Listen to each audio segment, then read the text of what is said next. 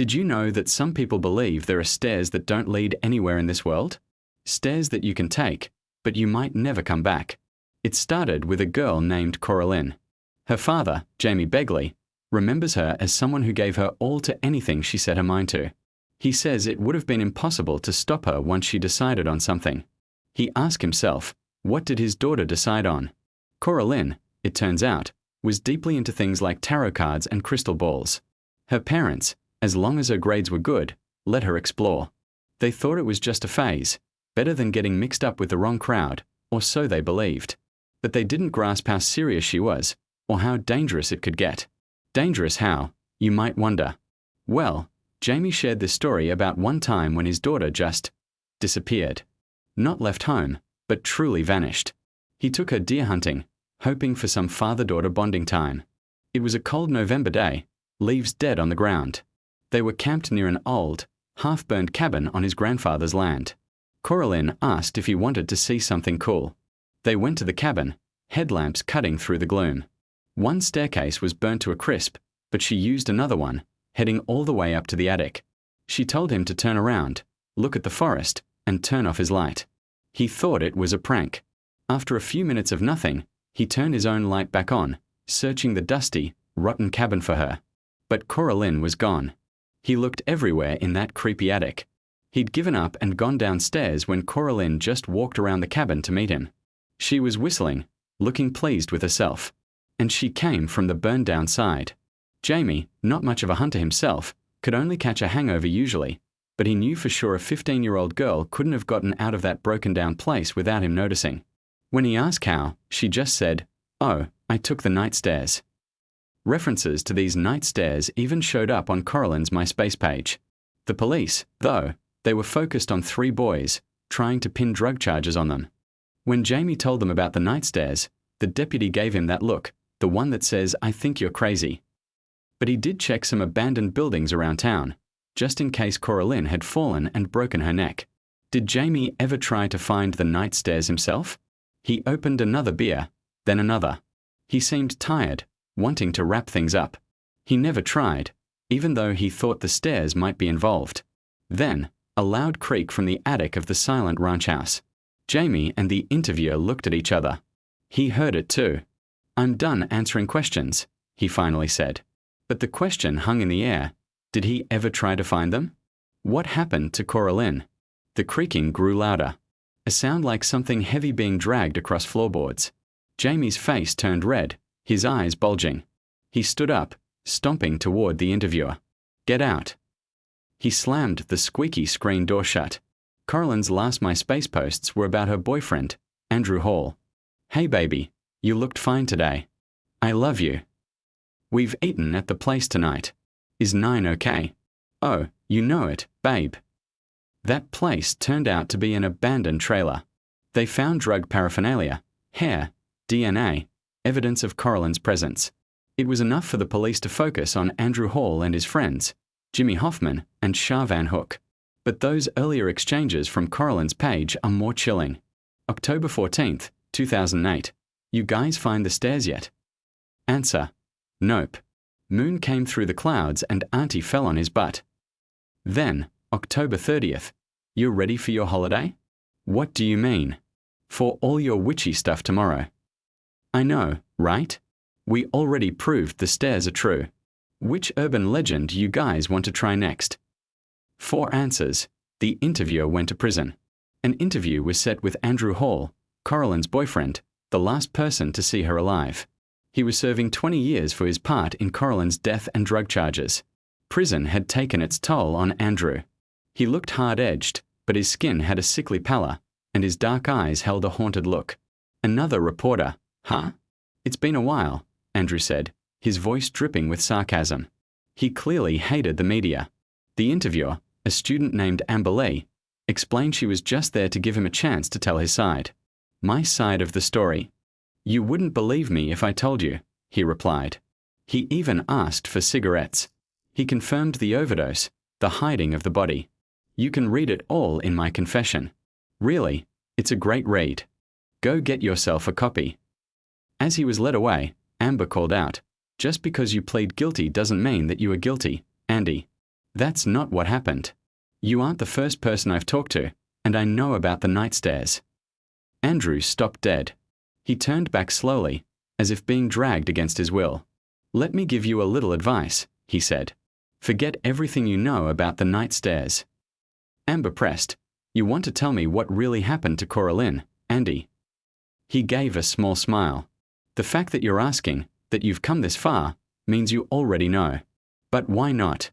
I'm starting to warm up to our little conversation. He admitted it started with heroin. The police, he said, got that much right. They made an example of them, even though others, like the senator's kids, were also using. Did Coralin use? Oh, yeah, a couple times. Only when the rest of us did. She was younger than us. I guess she wanted to seem cool. When asked if he ever tried to stop her, he just said, I didn't think there was anything wrong with it. I was 17. I was an idiot. Was Coralin using the night she disappeared? He didn't think so, but couldn't be sure. The others were pretty high. He remembered she was going to be the last one to shoot up. He recalled her looking at them lying on the floor of that abandoned trailer with a look of disgust. He got this awful feeling, like she was going to move on to bigger and better things while he just stayed there and rotted. He wanted to get up and go after her when she left, but his limbs felt heavy. That was the last time he saw Coralin. Time was up. As the guard took Andrew away, Amber tried one last question. Why don't you ask Jimmy if he's seen Coralin? He confessed the same as I did. Go ask him. A quick search for Jimmy Hoffman, another of Andrew's friends convicted in the case, revealed he disappeared from prison 16 months after sentencing. Jimmy Hoffman is still missing. Amber's quest for answers about the night stares had left her with more questions than answers.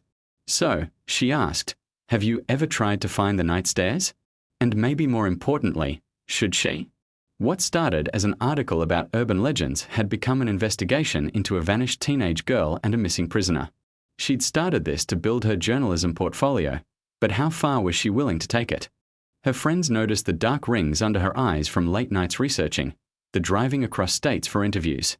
It cost her a fortune, but she didn't care. She pulled over on the side of an empty highway, sipping cheap coffee. Watching the sunset, she felt alive. This was why she wanted to be a journalist. There's no feeling like being on the tail of something, on the verge of unraveling a great mystery. If she had been thinking clearly, she probably wouldn't have tried to find the night stares herself. If this was the last thing Coralin had felt, she needed to experience it too. She also needed proof to negotiate with the 3 boys involved, who clearly knew more. She found a place near her university, a set of broken flagstone steps leading down into a forest of twisted black trees. It was deep enough that streetlights wouldn't reach it. She just had to wait for a moonless or overcast night. Her chance came the day after she found the steps. Fate seemed to be rushing her, pushing her into decisions she couldn't take back. Even so, she took extra precautions. A backpack with food and water, a jacket, a pocket knife, and a blindfold. Last night, she wrapped the black fabric around her eyes, chewed on some dandelion leaves, and stepped off the bottom step into the empty space below. Her rational mind knew she should fall, but instead, she found herself standing on a hard, smooth step. Her heart pounded, breathing accelerated. She fought the urge to rip off the blindfold. It had worked. She was on the night stairs. The surface felt chilly, like marble. The stairs were about 3 feet wide, but at the edges, she grasped only empty air. Not knowing how high the ceiling was or how far below the floor might be gave her a sense of vertigo. Her internal compass, the one that helps us gauge distances and find our way, just didn't work here. Walking forward when you can't see is harder than it sounds. The stairs twisted downward in a spiral. She could hear and feel a breeze on her skin, blowing from whatever was out there. It was a hot, dashing wind that made her think of cities burning. She kept walking. She had gone down about 60 steps when she reached the first flat zone. If what she'd read was true, she could continue straight or explore. The warm wind whipped around her, but the smooth material of the stairs stayed cool. She reached her toe out into the darkness beside her. There was definitely a hallway there, but something about it unnerved her. Since she'd started down, the primal part of her brain had been screaming a warning, and it had reached fever pitch. She didn't understand it then, but she withdrew her foot and continued down. She was passing the second landing when she heard something other than the wind. At first, she didn't believe it. She thought her overexcited brain was imagining sounds. But it was laughing. It kept getting closer. It came with big, floppy footsteps and the tinkling of bells, reminding her of medieval court jesters. Not being able to see was suddenly twice as terrifying. She froze. It was coming from just below her. No walls to hide behind. She was completely exposed. When the laughter stopped, she had a horrible feeling that whoever or whatever was making that sound was staring right at her. A few seconds later, the laughter resumed, and the bells disappeared into the distance. The sense of malice left behind hung in the air like a black cloud. She wondered if the stairs had protected her. She wondered who or what it was. She wondered why she wasn't running away. Call it pride, fear of failure, journalistic integrity. She didn't know why she hitched up her backpack and trudged on. Her encounter with the laughter kept her tense. Each time she came to a landing, she stopped to listen. Nothing but her own ragged breathing. The size, shape, and steepness of the stairs changed. She encountered brick, hardwood, metal, even packed dirt. With so many changes and the tiring tension of walking blind, she guessed it was inevitable. She slept. Her arms windmilled. She tried to collapse backward, but it was no use. She was falling forward toward the abyss. Shock and relief flooded her as her cheek hit something like sticky wallpaper. Thankfully, the blindfold was intact. She realized why she hadn't heard the wind and why the air was so stuffy. Without noticing, she had entered a walled area. She touched her face where she had made contact. It was sticky and stung a little, but she had no way to inspect the damage. It was time to decide if she really wanted to continue. Walking straight up the hundreds of stairs she had already passed was intimidating. She was a journalism student, not a mountain climber. She felt the water and granola bars in her backpack and made up her mind. She would explore the next hallway that felt safe, and then she would turn around. 20 steps later, the air was getting thick and humid. Instead of needing her jacket, she wiped sweat from her forehead. She stepped out into a large open space and paused. It felt like some sort of amphitheater. She was getting used to experiencing the world through senses other than sight. The total blackness hardly bothered her anymore. She was about to explore when she heard the sound of a saxophone, somewhere far away. A sad, lonely tune reverberated from the ceiling. Something about the music made her feel like it was live. But who or what would be playing in this gigantic, empty chamber? Even more eerily, she recognized the tune. It was playing on her first college date, in a jazz bar. It was a rainy night, her first week in the city. Everything seemed so bright and new. It was the first time she truly fell in love. She wanted to walk toward the music. Once again, that animal instinct in the back of her mind screamed a warning. It was faint, but she heard it. And only after a few steps, she was backing up. The problem now, how would she find the stairs on the other side of the chamber? She had come off the main track, and every part of the floor was the same. What if she had gotten turned around? All she could do was grit her teeth and move forward, that slow jazz saxophone echoing in her ears. She wasn't as far off as she thought. Hands outstretched like a zombie, her fingers brushed against a rough stone wall. She felt her way along the dungeon-like wall until she found an opening and headed down. One more, she told herself. Just one more landing, and then I'll head back. Hallways, open spaces, rooms came more and faster, but each time she made an excuse for why this one wasn't right. The sensation she felt when she stepped into them felt like a bright lure, the kind deep-sea fish use. There was a corridor that smelled like her grandmother's cinnamon sugar cookies.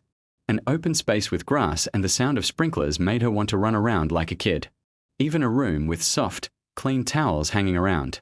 Perfect to wipe off her sweating body. She was about to turn around when she reached a dead corridor. No strange sounds or smells. The space just felt empty, the air sterile and dry. If she was going to leave the stairs, there was no better place. She decided to drink some water and eat a little before she started exploring. The truth was, she was exhausted. She had lost count of how many levels she had gone down.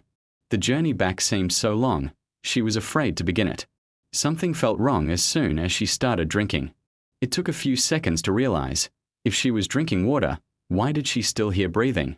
Unless there was somebody standing silently beside her. She dropped her water bottle and sprinted up the stairs. She tripped, busted her shins, and dragged herself up again. She realized that the mysterious podcaster had been right. She couldn't count on anything being the same on the way back. Hallways changed and disappeared. She had to contain a scream when she reached the jazz chamber. Voices, maybe thousands, were cheering hysterically for the saxophonist. It seemed impossible to cross the immense space without brushing against one of them. Her blood was pounding with the fear of being noticed, hunted, caught. She told herself that as long as she stayed on the path of the stairs, she would be all right. But calmly putting one foot in front of the other while knowing the breather might be inches away wasn't going to be easy. She focused on each step. Somehow, her outstretched hand touched the rough stone wall before she bumped into a member of that frenzied crowd. And to make matters worse, the stairs themselves had changed. In some places, they became a narrow, tight space between endlessly high walls. In others, the ceiling was so low she had to crawl. Her feet felt like blocks of wood, her legs ached, but she didn't dare stop. She was thinking that she still had about 2/3 of the journey left when her scraped-up hand felt spiky weeds and dead leaves. The chilly but humid night breeze greeted her face. She even heard a distant car speeding through the early morning streets. But she wasn't about to be tracked. She felt around until her hand grabbed a dandelion stem. She took a bite, bitter and grassy, just as expected. She was back. With a deep sigh, she took off her blindfold. The night stairs were gone. She spent a long time just running her fingers through the dirt and dead leaves, listening to the cicadas and other sounds of the night. She was glad to be alive. Somehow, she was twice as sore as before when she finally staggered to her feet and limped up the hill to a streetlight. In its yellowed glow, she took out her phone to inspect the damage. The first thing she noticed was the time. She had been on the night stairs for hours, but somehow only about 4 minutes had passed. She checked her face in the camera. An ash-grey patch, like a birthmark or a growth, covered her cheek where it had touched the corridor wall. It still burned and throbbed, but she was too tired to get it checked out immediately.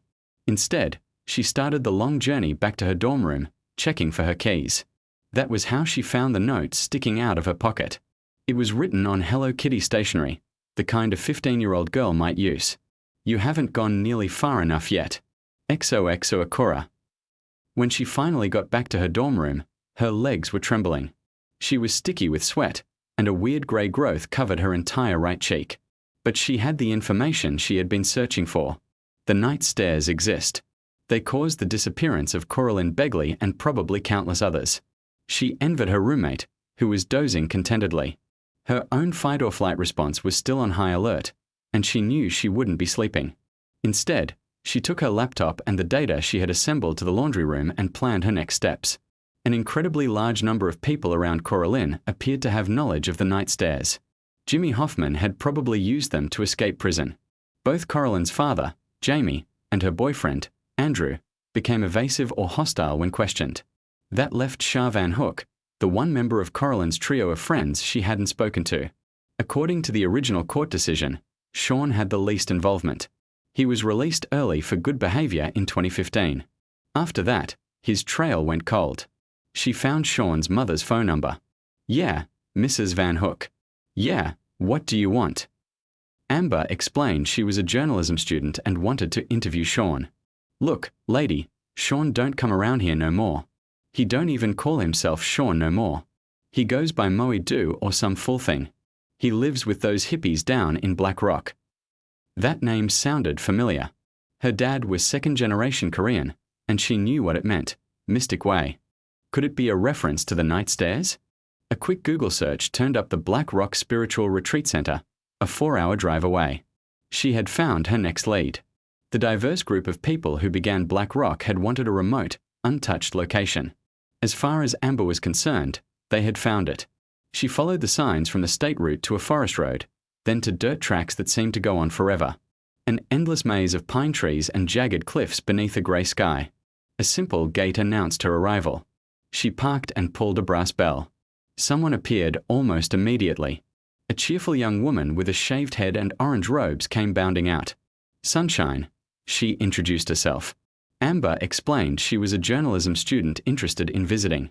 Sunshine welcomed her, asked her to sign the guest book, and to respect the tranquility of the space. Is your visit for personal reasons or something else? Sunshine asked. Amber wanted to make sure Sunshine opened the gate before going into specifics. She had a feeling that digging up dirt about a criminal matter involving a resident would be considered disturbing the peace. Oh, It's actually about an article I'm writing, Amber said. And do you think it would be possible to interview some of the practitioners here? Oh, of course, Sunshine replied. We are always glad when our little project gets coverage. Amber drove through the open gate and parked. The only sounds were the calls of birds and the wind. Her university, the small town she had passed through, civilization felt very far away. This was a perfect place to disconnect. But if something bad happened to you out here, they would never find your bones. She didn't know where the thought came from, but it made her shiver. Sunshine guided her along a clay path, asking about her clothes, the news, popular songs. Amber was glad to answer questions. It allowed her to avoid mentioning the real purpose of her visit. Most Black Rock residents seemed far more suspicious of outsiders than Sunshine. When Amber waved at a man gardening, he stared back with bulging eyes. Two women whispered and hurried away. Maybe it was her city clothes, her iPhone, sunglasses. Maybe she was being paranoid. Maybe not. The lodge reminded her of a temple. The big wooden building was painted with bright murals but had definitely seen better days. Nearby paths led to smaller structures where residents lived. Some were barely more than tents made of scrap. Others were sturdy log cabins, pagodas, even a cute cottage. Sunshine clapped her hands. Well, I guess this is where I leave you. Enjoy your visit and remember to sign out. Amber smiled, nodded, and started snooping. The main lodge was dusty, dim, and deserted. She rummaged through pamphlets, a disorganized library, and an empty meditation hall. She was about to give up when she noticed a sliding door on the rear wall. Cautiously, she opened it. A dim light reached inside. There was a pile of rags, dishes, and the walls were covered with bizarre drawings, awards, and photos. They showed a handsome man with a goatee and long hair. He seemed important. Not everyone has a picture with both Pope John Paul II and Che Guevara. She was so intent on examining the photos that she didn't notice when the pile of rags behind her moved. She had to hold in a scream when she heard a gasping, ragged breath. She spun around to see an emaciated figure lying with eyes closed. Father Vasquez, our last living founder, is very ill.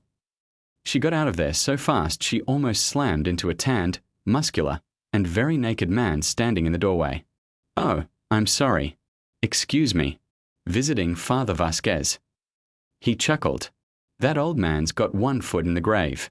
I'm Samson, by the way. Are you new? Amber introduced herself, saying she was just there to look around. Well, welcome to Black Rock where a man can be truly free, Samson said. Don't let some of the killjoys around here get you down. We take all kinds, but it's been a rough couple of years and a lot of folks have become pretty suspicious of newcomers. Amber agreed she had noticed the staring. Oh, water under the bridge, Samson said. So, are you, I was wondering, do you think you could help me find someone?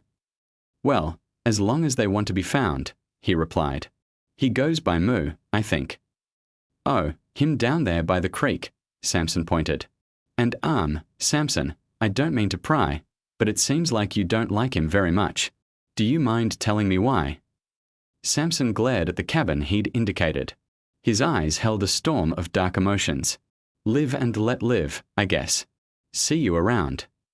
As Samson bounced away, Amber took a path to the cabin. It was well built, secured with shutters and a thick door. 7 steps led up, but the bottom 4 were missing. She heaved herself onto the porch and pulled a bell cord. The door opened immediately, as though someone was expecting her. Inside, the cabin was completely dark. A match was struck, an oil lamp lit, and in its glow, she was face to face with Moyu, formerly Sean Van Hook. He was short, pale, with an intense gaze. His dark clothing reminded her of a Zen monk's robe. His thin, black-framed glasses reflected the lamplight. My name is Amber Lee, and I'm a journalism student, and I'd like to talk to you about Coralin Begley. Moyu's voice was commanding. That's an interesting mark on your face. Do you remember Coralin? He leaned closer. Tell me, is it warm or cold to the touch? Amber found herself unconsciously touching the grey mark on her cheek. It was cooler than the surrounding skin. It's, cold. I see. Do you have any idea what you're doing? Amber shook her head. What do you think the night realm is, Amberlei? Moyu asked. A way to get more views on your blog. Individuals and governments have wasted countless hours trying to understand it. In the end, they all give up. Do you know why, Begley? Because things don't come back out the same as they went in. Take a look around. The lamplight revealed the cramped, insane layout of the cabin. Empty door frames, dead-end hallways, dozens of half-constructed staircases. Some were even upside down on the ceiling. I think I should go, Amber said. It was a mistake to come here. I'm sorry for disturbing your retreat. Go. I haven't given you permission to do that yet, Begley. And anyway, there's nowhere you can go where I couldn't follow. Excuse me. Are you threatening me? Amber backed out of the bizarre cabin, looking for Samson, Sunshine, anyone. But they were alone in the forested clearing. I am advising you, Begley, Moyu said. No one alive knows more about the night realm than me. Do you really want to run away with your tail between your legs, your questions unanswered, or do you want to learn the truth? Amber hesitated. He smiled, holding 2 black blindfolds. She was in a commune hundreds of miles from civilization, alone in a cabin with an ex-convict involved in a teen girl's disappearance. The danger should have been obvious, but she was so obsessed with the story she was chasing that she was blind to it. She didn't realize at the time that the man she had come to interview was a master manipulator. He led their conversation exactly where he wanted, and she naively followed. He closed the door. The darkness was absolute apart from the lamplight. Flickering glimpses of the crazy architecture made her feel like she was on the night stairs already. The problem isn't that information isn't out there. Oh, it is, Moyu said. The problem is that it's never all gathered together in one place because no one survives the night realm long enough to paint a complete picture. Except for you. Except for me, Amber whispered. I suppose you've heard that one must access the night realm on the night of a new moon or in an abandoned place, Moyu continued. False. You probably read that one needs stairs to access the night realm. Also false. Stepping into any empty space while alone in absolute darkness will suffice if belief is sufficient. He paused. I will show you when we meet on the other side. It's possible to explore the night realm together. How? Amber asked. Do you still not understand, Begley? Moyu said, his voice calm. I built this cabin to explore the night realm. It's my own personal laboratory. One of us will enter from one room, the other from a different one. We'll find each other on the other side. Amber still didn't see what he meant. The night realm responds to our psychological states and desires, although not always in the way that we intend, Moyu explained.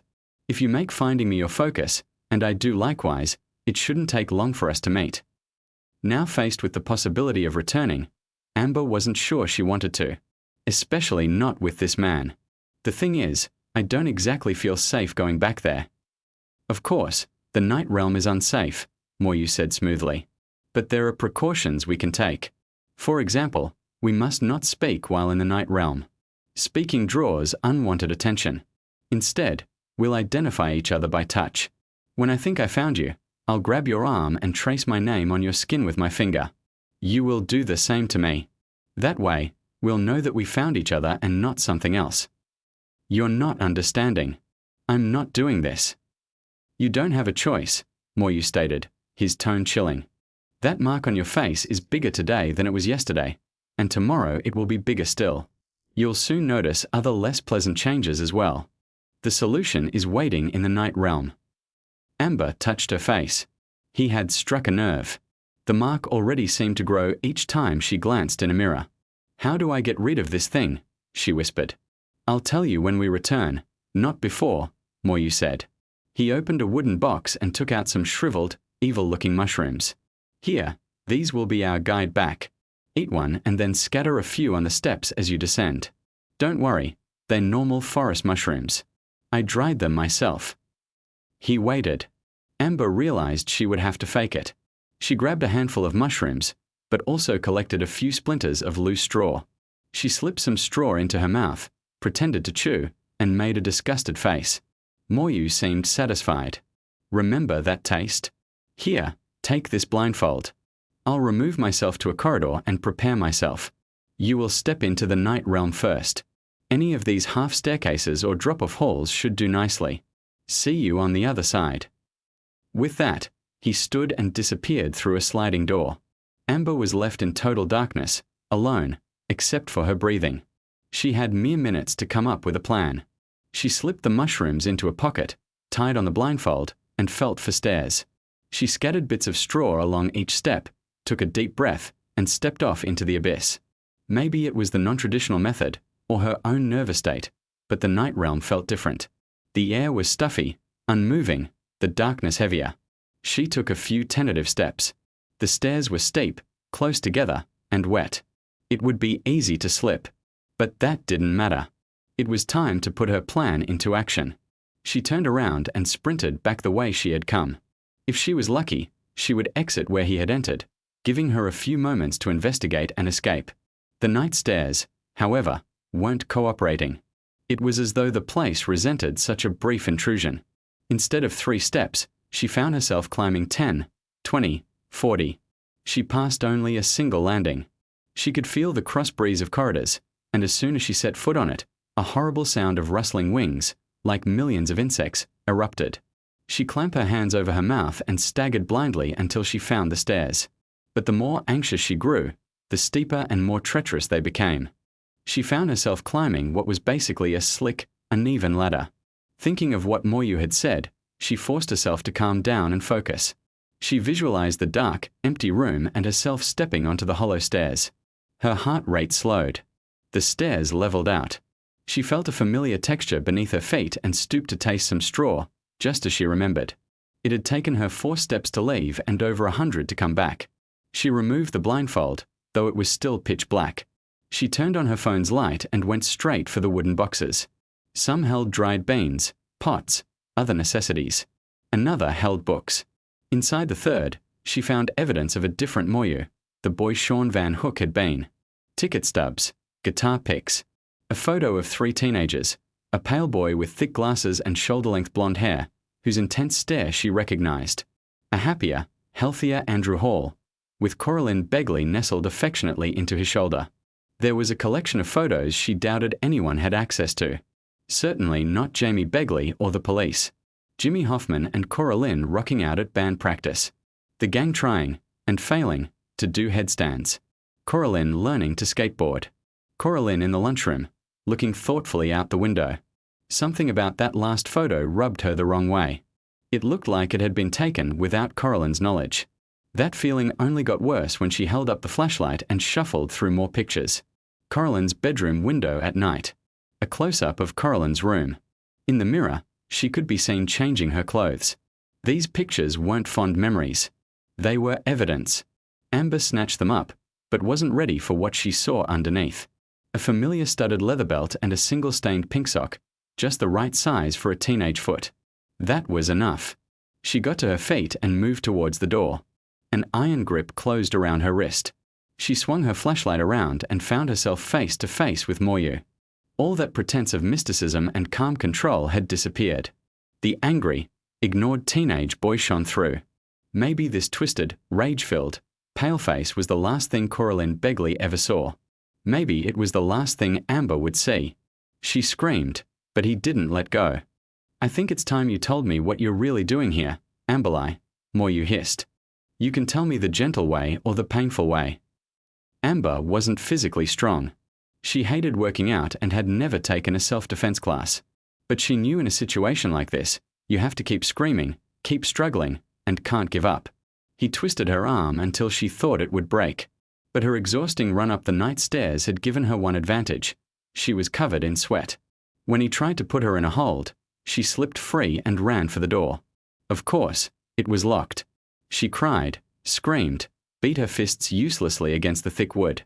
"You're coming back with me to the night realm," Moyu threatened. "You can't even conceive of the things that I can do to you there." Amber felt someone coming up behind her, but she also heard voices outside. Samson was pounding on the door. She thought she could hear Sunshine's voice too. She screamed with all her might. Somewhere behind her, a door slid shut. She heard descending footsteps, then nothing. A few seconds later, light poured into the mad cabin. Samson stood before her, still naked, but holding a giant sledgehammer. Sunshine and the other residents were clustered behind him. Sunshine approached and wrapped a homespun shawl around Amber's shoulders while the residents searched for her attacker. It was useless. Sean, Moyu, whoever he was, had disappeared. Amber took the evidence to the police. She said nothing about the night stares, focusing on what she could prove: Sean's alias, his cabin, clothing that might have belonged to Coralin, and his voyeuristic photos. The officer nodded politely but looked like he had somewhere better to be. The county didn't have the resources to reopen an old case for a belt and some dirty photos. Amber's concerns about her own safety didn't get much reaction. The officer offered to contact campus security. The message was clear: she was on her own.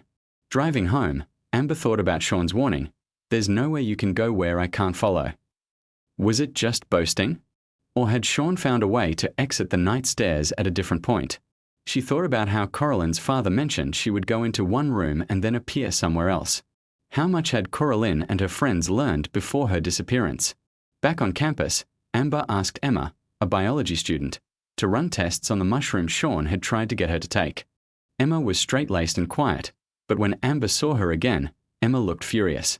"Is this some kind of sick joke, or are you trying to get me into trouble on purpose?" Emma had never seen anything like Sean's mushrooms. They were so full of toxins and psychedelic compounds that she was afraid to show them to anyone else. Staring at the grey mark on her face, Emma told Amber she didn't know her anymore and stomped away. Sean had told the truth about one thing. The mark on Amber's cheek was growing. It stretched from below her eye to halfway down her neck. Each time she touched it, it felt less like normal human skin. She found herself avoiding bright lights, and her appetite,